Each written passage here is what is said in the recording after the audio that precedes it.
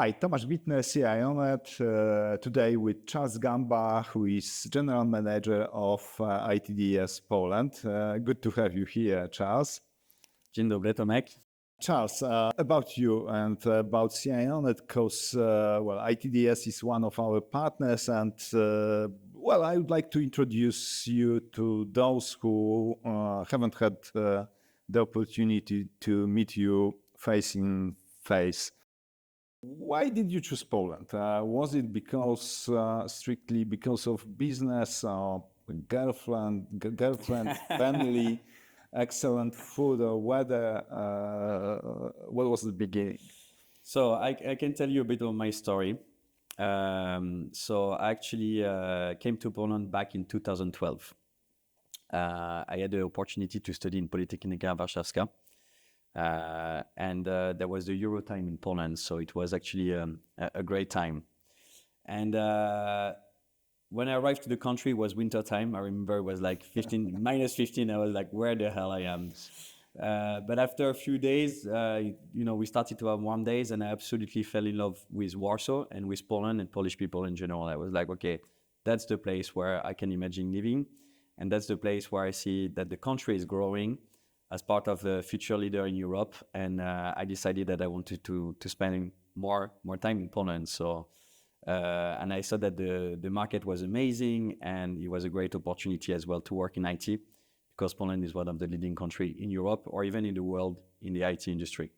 So that's my story. Yeah, and now you are managing all the activities of ITDS in Poland. So what is ITDS? Is it an acronym, in fact, or what does it stand for? So ITDS is an acronym of IT-driven solution.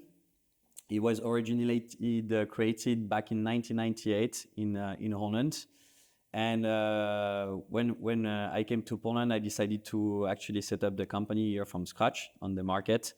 And we started our activities back in 2016. So we are a local company, hiring local people and supporting local and international customers with ITDS. And so what ITDS is about, we are a company specializing in supporting IT departments with various type of services. And we support leaders in their digital transformation. The main idea is that we are recruiting engineers, top engineers, and we are supporting our clients by attracting talents and onboarding them and nurturing them to help them to develop their softwares and their intellectual property. So your main market is in fact workforce market or job market. You deliver the specialists for those who are transforming the IT. That's correct. We provide great people for projects, but we are also able to do custom software developments, building teams, manage services, but it's all about people. And today the challenge is with getting the right people for the project, because this is the most important asset a company can have, is to have the right people to be able to drive the innovation forwards for companies. And that's what we specialize in. Yeah, so let's talk about the Polish IT job market, because you can hear all the time that there is a lack of specialists, lack of IT people. So how does the Polish IT market look like just now? What makes it different from other countries? I think what's very interesting in Poland is that the talents, the people are extremely smart. And Polish people are very known for that in the IT market. It's a cost-effective market as well for companies. And what we can see is that you have a specific talent pool, and you have good universities producing great talents, and the talent pool is growing. You are one of them, because you finished Politechnika Warszawska. Yeah, exactly. Yes. and then, and so when you look at the market, then you have a huge talent pool that companies are tapping in. And here you have local companies with IT department, local business that are hiring people, but you have also a lot of international firms coming to Poland to set up their excellence centers to develop basically systems for different regions in the world. And that what makes it very special is that in Poland, when you hire people, you have people that have worked for the biggest companies in the world, and you have the biggest names here in Poland that are providing jobs. So you have really experienced people working with the latest technologies that know the business processes. So it's very, very interesting for companies to come here. Well, it may be an opportunity or a threat, of course, because from a perspective of local companies, it may be a threat because we are the part of this global war about talents. So what are the opportunities and threats for the Polish IT market? So in my opinion, let's start with the threat because you just mentioned that. I fully agree with you that for local companies, it can be a threat that the best talents work for international companies. So you have a kind of a brain run out and people actually creating intellectual property and innovation for international companies and not for Polish companies. But at the same time, it's a big opportunity for Polish companies because you have people that are working for international companies. They can learn, they can nurture themselves, they can grow, and then they can help Polish companies to drive innovation and to become global leaders like Allegro, for instance. Mm-hmm. And I think that the big opportunities in the future is for Poland to be able to develop those companies that are able to export their services and their products, and to have leaders, Polish companies that are leading on the market in Europe or even internationally. Yeah, but in general, how to compete on the job market to attract these skilled specialists to compete with these global names here? So it's very, very simple. For engineers, it's all about flexibility, money. It's a big aspect for engineers.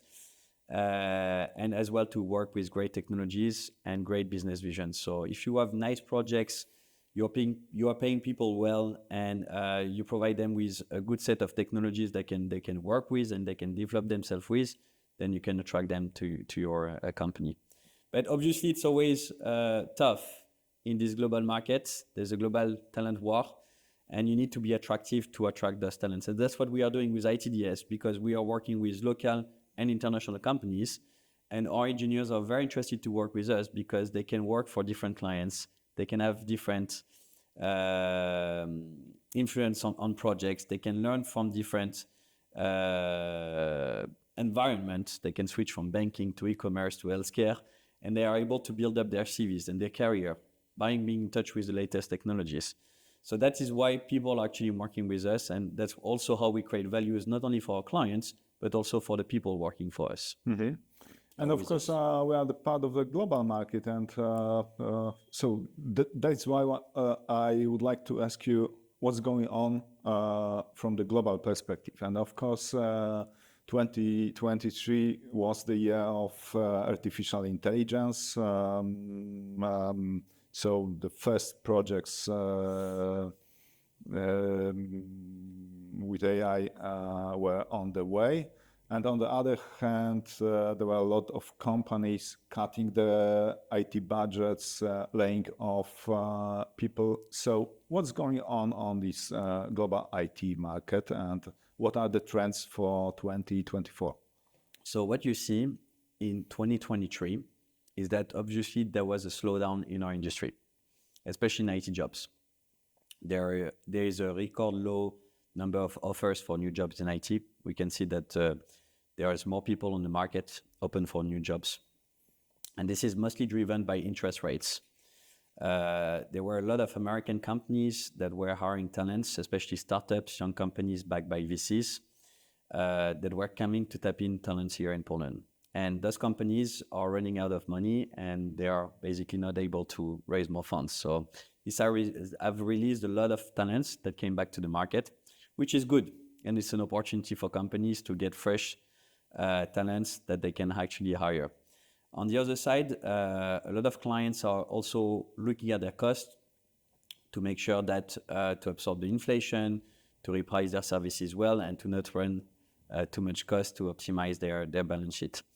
So what we have seen in 2023 was a big slowdown in our industry. And in my opinion, in 2024, Q1 and Q2 will be a bit slow, and we expect that Q3, Q4, the market will go up again. I think it will be mostly linked to the interest rates. As it will drop, there will be much more investments and projects coming to the market, and there is a lot of projects which are actually nowadays IT driven.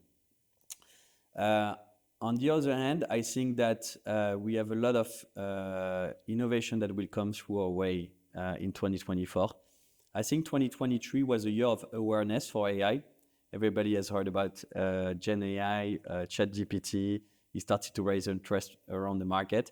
And I expect that in 2024, we will see a lot of AI pilot projects coming out from multiple companies, not only the big ones like Google, Amazon, but also from local companies that will start to think, okay, out of a process, a business process that I have, what can be a good candidate for automation and what can be a good candidate for AI.